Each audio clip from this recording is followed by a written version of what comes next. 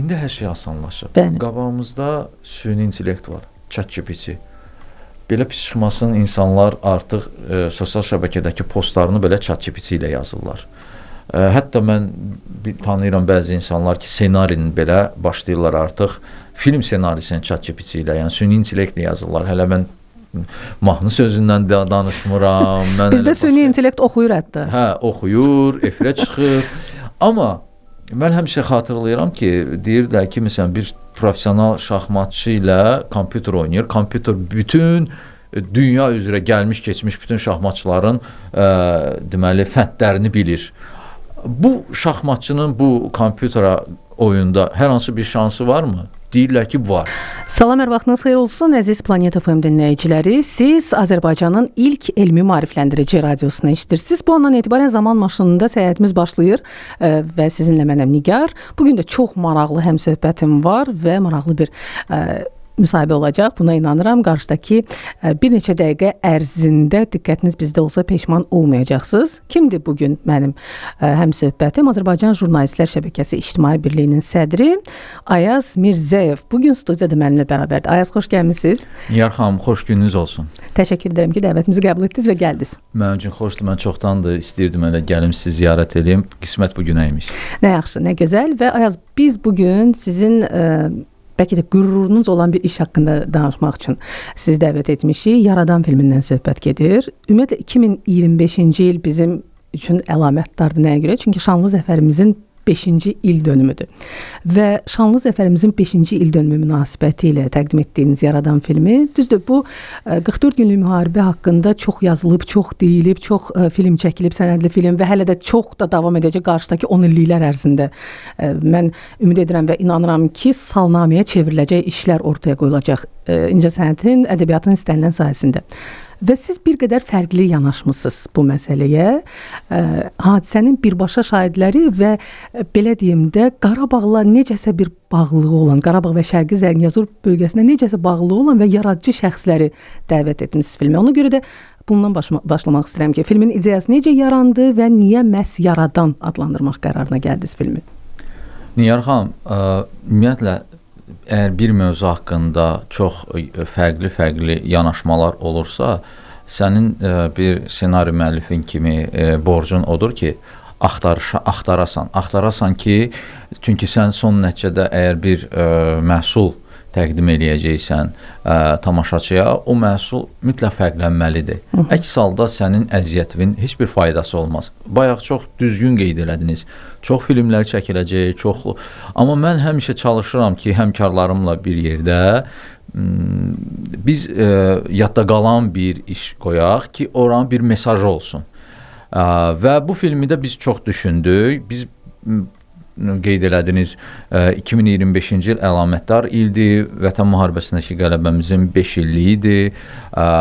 Eyni zamanda həm də Azərbaycan mediasının da 150 ilidir, Azərbaycan mətbuatının. Yəni bir çox əlamətdar günlər var və həm media nümayəndəsi olaraq, həm də ki o zəfəri necə deyirlər, hər birimizin ürəyində bir xüsusi yer tutan o zəfərə fərqli bir yanaşma qoymaq istədik. Düşündük ki 5 il keçib, amma normalda bir çox insanların gözündə ümumiyyətlə münaqişə 30 ilə yaxın davam edib. Münaqişənin əvvəlki dövrü, münaqişə dövrü və münaqişədən sonraki artıq bizim qələbəmiz dövrü ki, bu dövrləri kim ola bilər yaxşı xatırlasın və hansısa formada tamaşaçıya, insanlara çatdırsın, bir emosional yüklə bir yerdə, mesajla bir yerdə. Əlbəttə ki, Reza Deqati ilk ağlımıza gələn şəxs oldu, tanınmış fotoqraf. O bilirsiniz ki, müharibədən əvvəl də orada olub, Qarabağ müharibəsinin birinci dövründə də orada olub, onun məşhur fotoları var, Şuşada çəkilən, Ağdamda çəkilən, Laçında çəkilən və çoxlu sərgiləri olub. Eyni zamanda müharibə, İkinci Qarabağ müharibəsində, Vətən müharibəsində də orada olub və ondan sonra da orada olub. Yəni, bilirsiniz necədir? Biz əsas hekayəni danışan şəxsi tapdıq ki, yəni onun qədər və düşündük ki, bu necə deyərlər, bu sxemə ən uyğun kimlər olar? Həm o zonada yaşayan, həm də yaradıcı insanlar. Və düşündük, əlimizdə çoxlu siyahılar var idi. Biz səhv nəzər elədik. Mən bəzilərinə getdim, görüşdüm və ideyanı da izah elədim, danışdım, gördüm uyğundur ya yox və belə bir siyahı tutduq. Orada tanınmış da var, tanınmamış da şəxslər var, amma ümumi bir ruh var da. Yəni sanki bir necə deyirlər, bir bütövu hərəsi öz hekayəsi ilə tamamlayır. O ki qaldı niyə yaradan adı? Siz əvvəl yaxşı bir ifadə işlətdiniz ki, kanal haqqındakı elmi, publisistik, yaradıcı, ümumiyyətlə mən oxuduğum kitablarda belə bir ifadə var ki, hər bacarıqlı insana, şair olsun, yazıcı olsun, memar olsun, rəssam olsun, onda Tanrıdan bir lütf var, bir vergi var, bir bacarıq var ki, o fərqlənir. Niyə misal üçün rəssamlığı 1000 adamdan biri yaxşı bacarır və ya şairliyi 10.000 adamdan biri bacarır. Yəni bu bir hissəci idi, bir yaradandan bir hissəci idi onda və ona görə də biz o adama deyirik ki, o yaradıcı insandır. Və o məhz ona görə də dedi ki, biz yaradan sözünü qoyaq. Bu metafizik anlamda deyil, yəni bildiyimiz Tanrı ilə bağlı. Bu sırf o baxımdandır ki, dağıntıdan yeni şəhər, qəm-qüssədən sevinc, necə deyərlər, dağılmış ərazilərdən artıq bir çox insanın gələcəyini düşündüyü bir ərazi yaradan, yəni bir yaşayış məskəni yaradan xalqın hekayəsi. Yəni bax, filmə belə ad qoyduq qısa. Və ideyanı da tamaşaçılar çox sevicliyik ki, qəbul elədilər, onlara da xoş gəldi. İlk birinci eşidəndə həmişə belə, bilirsiniz necədir, belə, ona necə deyim, intriqa verən ad olanda tamaşaçı filmə baxmamış soruşur, niyə belədir? Mən də həmişə deyirəm ki, filmə baxın və filmdən siz onu görəcəksiniz. Şükürlər olsun ki, təqdimat oldu və Zəfər bayramı, Zəfər həftəsində bir çox kanallarda da yayımlandı. İndi biz onu bir neçə dilə də tərcümə eləməyi düşünürük, İngilis, Rus dilinə və yaxın vaxtlarda artıq YouTube-da da baxmaq olacaq ona. Yəni, sevincliyik ki, biz bunu bacardıq. Və əsas da odur ki, bilirsiniz, Zəfərdə öz payı olan qəhrəmanlarımız var, müzəffər ordumuz var və xalqımızın hər nümayəndəsinin əslində bu zəfərdə bir payı var. Arxa cəbhədə olanların, ön cəbhədə olanların payı bir başqadır. Və bilirsiniz, sanki hər bir insanın, xüsusilə bax sizin qeyd etdiyiniz yaradıcı insanın, istər araşdırma jurnalistikasından, istər sənədli jurnalistikasına məşğul olsun, hər bir media adamının da daxilində bir nəsə var ki, mən nəsə etməliyəm. Yəni qarşıya bir məqsəd qoyub. Əgər bu işlə məşğulamsa, media sahəsindəyəmsə, mən də zəfərə aid nəsə sənədli veriliş olsun, sənədli film olsun, nə bilim müəllif verilişi olsun, nəsə eləməliyəm, kimdənsə müsahibə götürməliyəm. Sanki özümüzü o işin bir parçası hiss etmək kimi bir mənəvi borcumuz var. Məncə siz bu mənəvi borcunuzu yerinə yetirmisiniz. Bəli, tək mən yox, bizim komanda, mən deməyə xoşlamıram, bizim komanda, çünki bizim rejissorumuz da var idi, mən ssenari müəllifiyəm, montaj da var idi, peşəkar operator adlarını da çəkən Zəka bəy idi, Zəka Quliyev, bizim rejissor, sonra bizim operator çox professional bir kino operatoru Vüqar Şxəliyev, çox professional bir montaj mütəxəssisi, deməli Elmar Taryeloğlu və bir çox həmkarlarımız var ki, yəni bu birgə əməyin və yaradıcı insanların əməyinin məhsuludur. Mən çox danışa bilərəm, amma Niyar xanım, mən qəhrəmanların adlarını yox, spesifik cəhətlərini deyim, siz artıq, yəni tamaşaçılar baxacaq ki, biz nə mesaj vermək istəyirdik. Təsəvvür edin, qəhrəmanlardan biri öz oğlu, yəni Horovlu, özü də əslən Cəbrayıldandır, Horovluda oğlu şəhid olan, amma buna baxmayaraq evdə yəni o qəm-qüssə ilə oturmayıb, artıq onun azad elədiyi ərazini gəlib abadlaşdıran şəxs hansı ki briqadir işləyir. Horovlunun quruculuğunda işləyib atası, şəhid atasıdır. Sonra deməli Şuşa şəhərində hal-hazırda yaşayan və 30 ilə yaxındır Şuşanın ən məşhur rəssamlarından biri olan bir şəxs, hansı ki 30 ilə yaxındır ancaq qara və ağ rəngdə şəkil çəkirdi. və buna o mənəvi olaraq özünə deyirdi ki, mən haqq verə bilmirəm ki, mən rəyli çəkim. Amma indi başlayıb rəyli çəkməyə. Bu 5 ildən, yəni o zəfərimizdən sonra. Xatırlayıram o şəxsi. O müsahibə də vermişdi və deyir ki, mən yaddaşımda qalan Şuşanı köçürürdüm bütün bu işğal dövrü ərzində. Vərəqə görürdü, yaddaşına Şuşa eyvanları, hər bir şeyi, hər bir detalı. İnanırsınız, elə bir ki, foto çəkilib. O dərəcədə, yəni gözəl fotolar, video, deməli, foto, rəsm əsərləri var. Sonra bizim əməkdar deməli memarımız, rəssamımız Rəşad Mehdiyev, hansı ki sülh abidəsini Zəngəlanda Ağalda yaradıb. Sonra muğam ustamız Laçından Ehtiram bəy, hansı ki əslən Laçınlı və Ehtiram Hüseynov, hansı ki o özü Laçının mahnısında oxuyur və yenilənmiş formatda Laçının mahnısında oxuyur və Kəlbəcərə köçmüş bir ailə, hansı ki onlar nəsillicə ulu babalardan balçılıqla məşğul olublar, arıçılıqla məşğul olublar və indi də köçüblər və orada arıçılıqla məşğul olublar. İlk köçən ailələrdən biridir və onlar da orada bu sahəni genişləndirirlər, artıq mağazalar açıblar və məhsullarının bir hissəsini də onlar həm də şəhid ailələrinə təqdim edirlər. Cavan bir gənc, hansı ki Qarabağ Universitetində təhsil alır, heç onun 20 ya 21 yaşı, ola bilər ya 21 ya 22 yaşı var. Deyəsən Qarabağ qazisidir o həm də. Qazidir, yoxsa səhv xatırlayıram. Bəli. Müharibədə bəli. Bəli, o Vətən müharibəsi iştirakçısıdır və 23-cü ildə antiterror əməliyyatında iştirak edib. İlk dəfədir Xankəndinə gedib və o deyir ki, mən heç düşünməzdim ki, bura silahla gəldiyim yerə sonra qələmlə qayıdacağam. Yəni o buranı o qədər sevir ki, sonra Qarabağ Universitetinə imtahan verir və daxil olur və hansı ixtisasa daxil olur? İnşaat mühəndisi. Və soruşam, niyə məhz? Deyir ki, bəs axı mən bir borcumu yerinə yetirdim, ikinci borcum da odur ki, Qarabağın quruculuğunda yeni mütəxəssislərə ehtiyac var. Mən istəyirəm ki, elə burada inşaat mühəndisi bitirim, elə bu ərazidə inşaat işlərində çalışım. Yəni, bax, belə bir qəhrəmanlar, hansılar ki, çox işıqlı mesaj verirlər də, yəni onların hekayəsi var və o hekayələri toplayanda, o yaradıcı insanların toplayanda bir yaradan yaradır. Yəni, yaradan xalqın hekayəsi yaranır və biz ona hər biri nəsə yaradır. Hərəsi nəsə yaradır. İndi mən bəzilən ola bilər adın unudum çəkməyə, amma məsələn Ağdamda da var idi, Füzulidə də var idi. Müəllimlər hansılar ki köçüblər, ailəvi artıq orada yaşayırlar. Ağdamda yeni köçmüş ailə.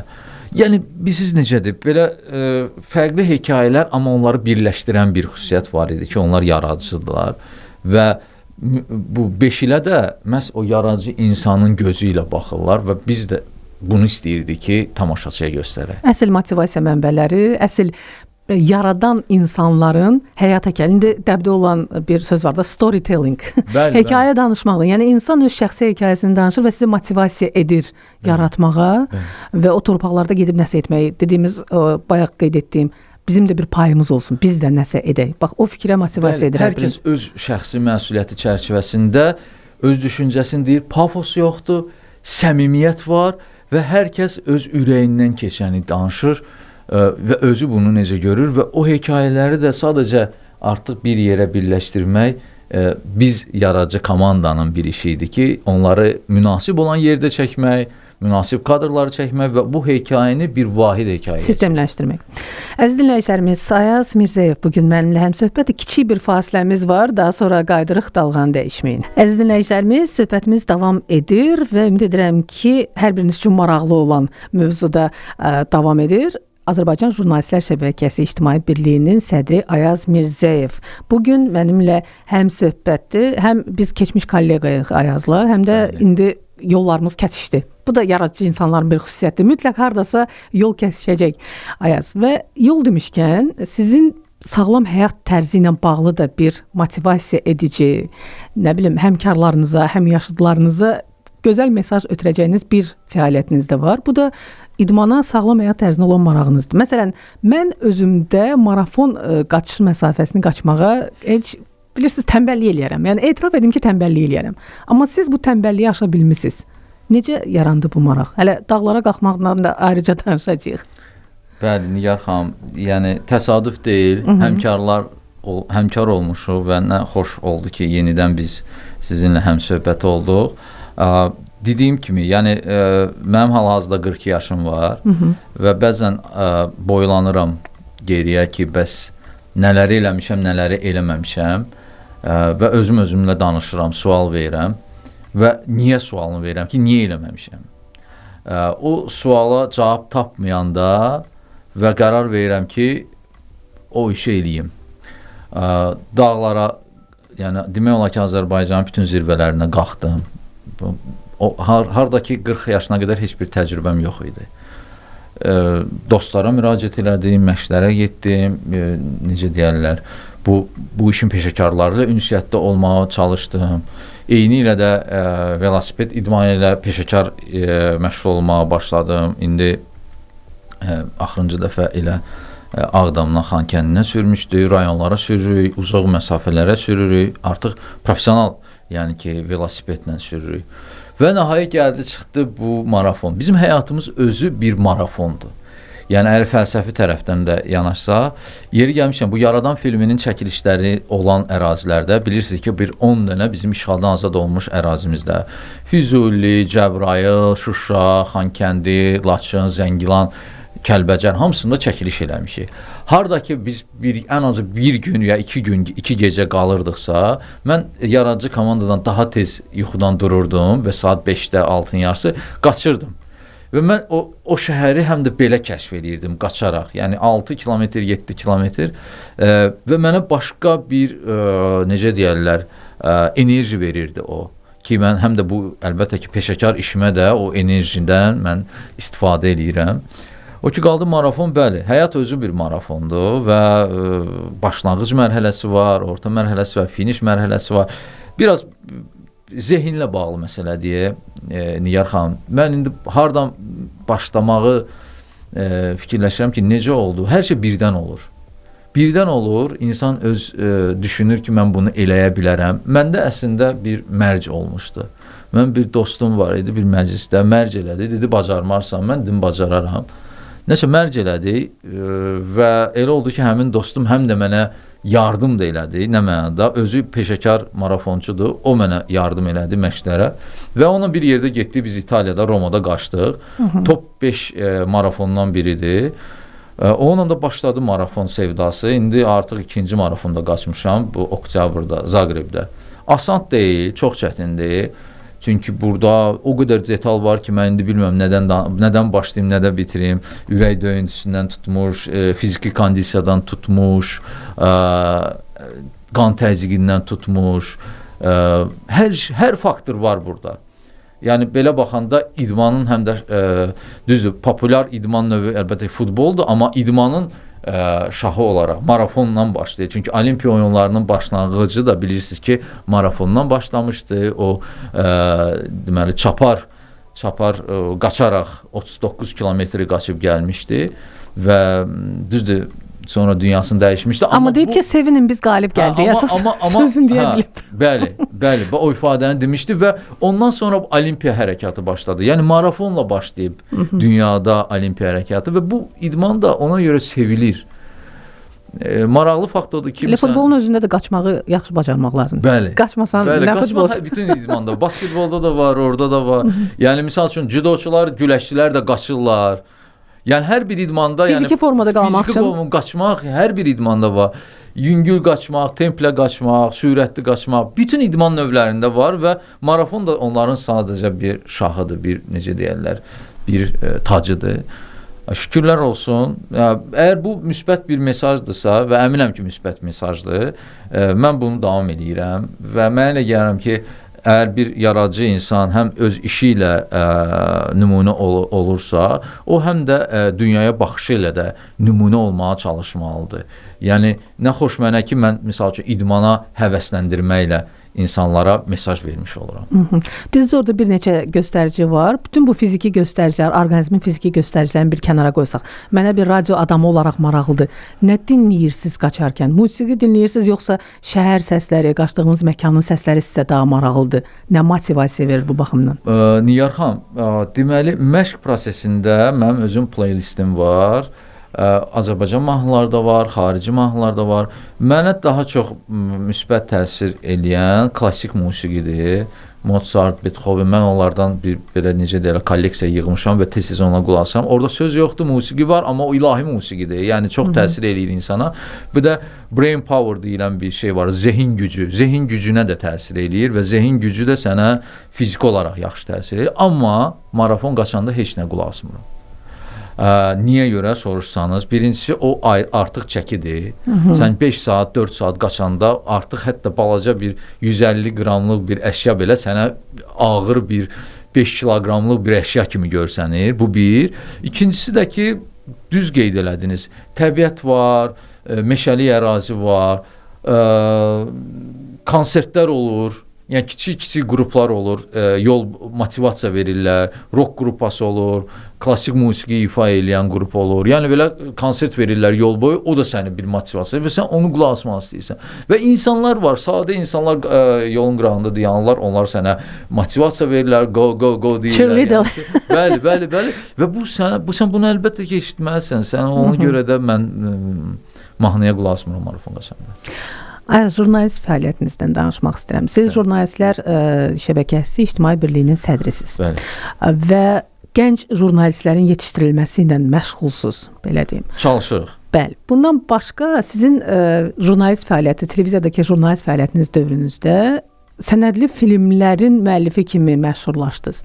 Düzdür, yəni elə bir universal yerdə çalışırdıq ki, orada yəni bir sahə üzrə ixtisaslaşmaq qeyri-mümkün idi və bu səbəbdən də sizin özünüzün iqtisadiyyat üzrə iqtisadiyyat ixtisasını bitirmisiniz. Yəni ixtisasca iqtisadçısınız belə deyim. Amma universal əskərə çevirən bir məkanda çalışmışıq hər ikimiz. Bu səbəbdən də yəni orada sırf Ayaz filan ixtisas üzrə filan kadrlar, filan süjetlər üzrə ixtisaslaşıb, Nigar filan sahə üzrə ixtisaslaşıb demək biraz çətin idi.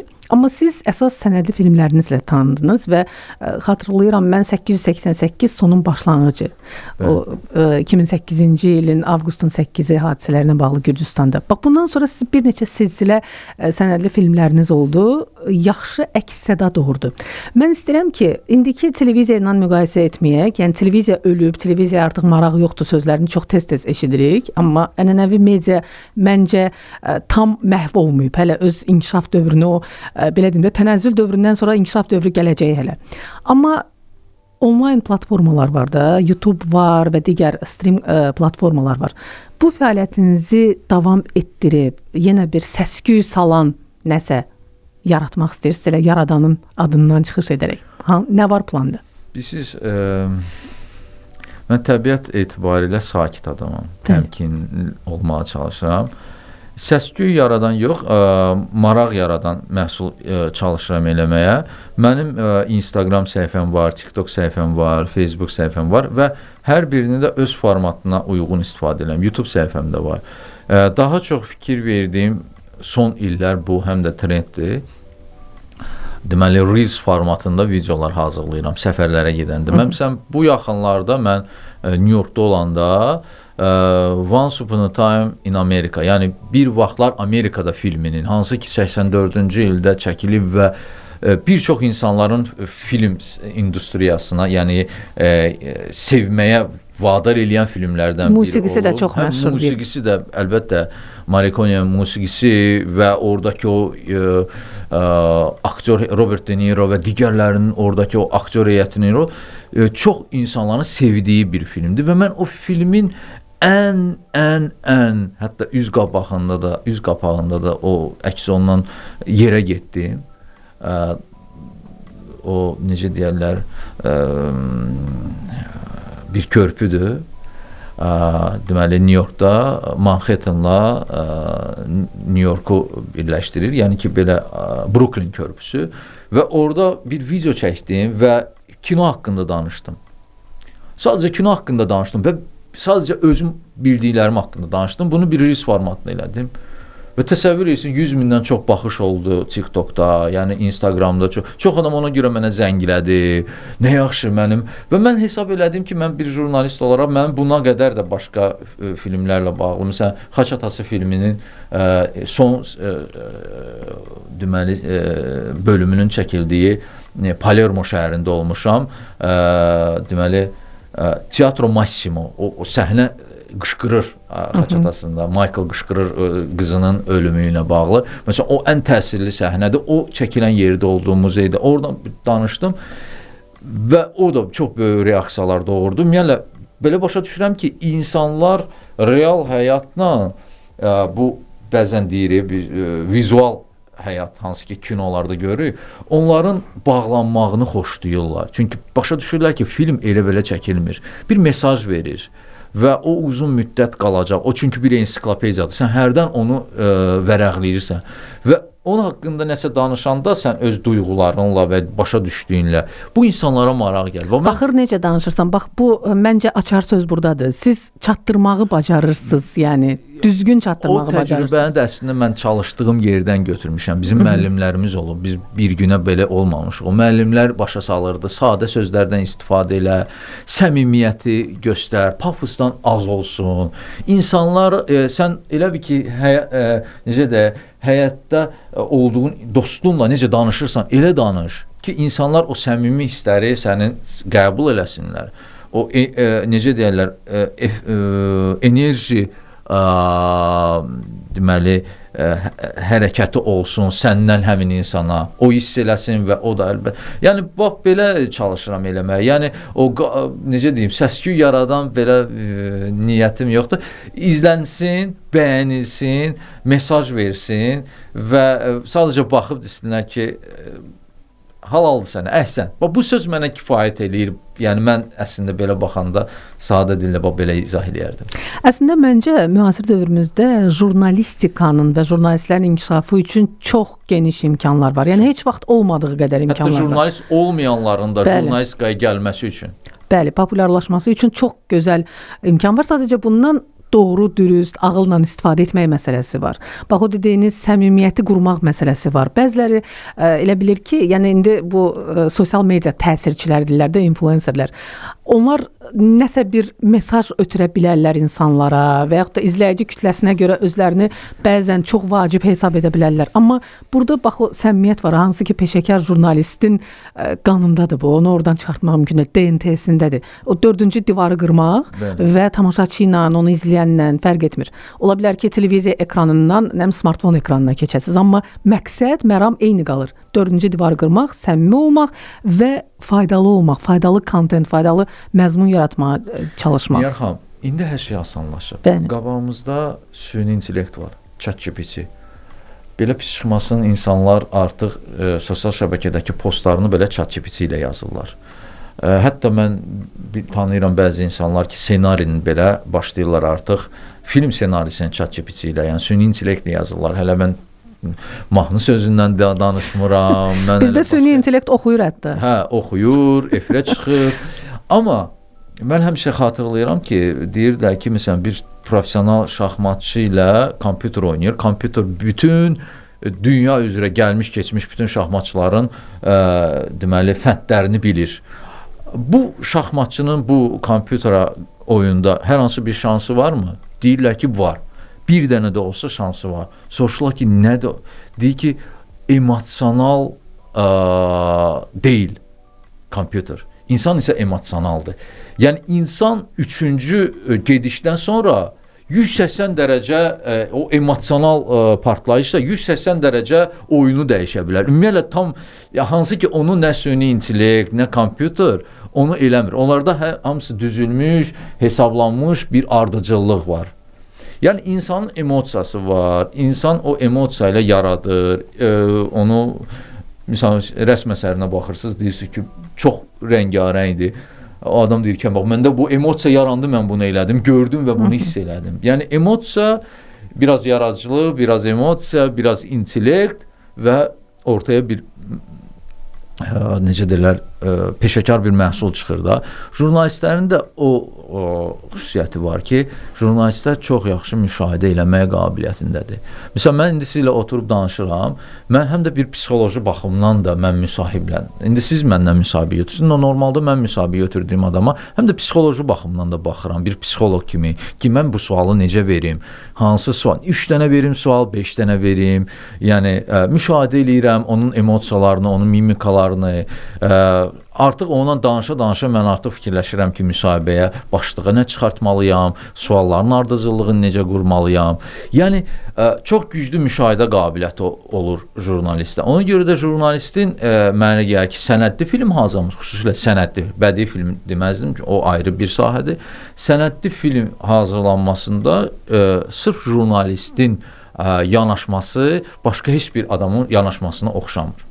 Və ChatGPT dediniz, o süni intellekt aparatlarında belə deyək, chatbotları. Bizdə daha çox onun ChatGPT versiyası məşhurdur. O yazılan postlar, ssenarilər, nə bilim, sözlər var. Mən onlara baxan kimi başa düşürəm ki, onu süni intellekt yazıb. Yəni durğu işarələrinə görə demirəm, uzun tirəyə, nöqtəli vergülə görə demirəm. Hətta sözlərin bəzilərinin böyük hərflərlə. Bəli, sözlərin bəzilərinin böyük hərflərlə yazır. Yeri gəldi, gəlmədi, nöqtəli vergüldən istifadə edir. Emosiya yoxdur. Bax, o dediyimiz emosiya yoxdur süni intellektdə. Nə edirsiniz edin. İstəyirsiniz ən onun ödənişli versiyasından istifadə edin. Yoxdur emosiya və Ayaz, mən süni intellektdən bilirsiniz nəyə görə istifadə edirəm. Məsələn, hər hansı bir mənə yaradıcı ideya lazımdırsa, mən ondan soruşuram və onun yazdığını tam əksinə eləyirəm. Tam əksinə eləyirəm, o baxımdan mənə ideya verir ki, necə etməmək lazımdır. Belə bir şey eşitmişdim. Eyni ilə sizin kimi demişdi. Mən siz necə deyirəm? Mən həmişə çox sadə bir yanaşmam var. Sizin mətbəxdə bıçaq var. Bizim mətbəxdə istifadə elədiyimiz bıçaq əvəz olunmaz bir alətdir. Mətbəx alətidir. Amma eyni zamanda da o bir cinayət necə deyərlər, vasitəsidir. Razılaşaq. Bəli. Yəni bir şeyə yanaşmadan asılıdır. Sən süni intellektə elə hətta bu yaxında bir dənə tez-tez keçirəm. Bu yaxınlarda belə bir ifadə eşitdim. Çox xoşuma gəldi. Dedi ki, əziz dostum, bu axı adında süni intellekt var. Bu süni intellektlə istifadə edən heç olmasa intellektli olan bir adama tapşır da. Yəni axı bu süni intellektdir. Yəni içərisində intellekt var. Yəni süni intellektdən də intellekt olan insan təbii intellekt mütləq olmalı ki, onun ünsiyyət qursun və ona çox yaxşı yardım alsın da. Ona bir ideya alsın, ondan bir köməklik alsın. Olur da, misal üçün, bəzən, siz necədir, yaxın dostdur əslində o. Misal üçün, mən nəsə hazırlayanda, mən dostuma deyirəm ki, ağıl ağıldan üstündür də, gəl biz bunu müzakirə eləyək. İkisimizin müzakirəsindən o brainstorming deyilir də, o beyin fırtınasından nəsə çıxırdı ortalığa. Və əslində sən də onun beyin fırtınası ilə məşğul olmalısan. Hər dəfə ona sual verməlisən və bir də görəcəksən ki, həqiqətən istədiyin nədirsə sən tapdın. Onunla müzakirədə tapdın.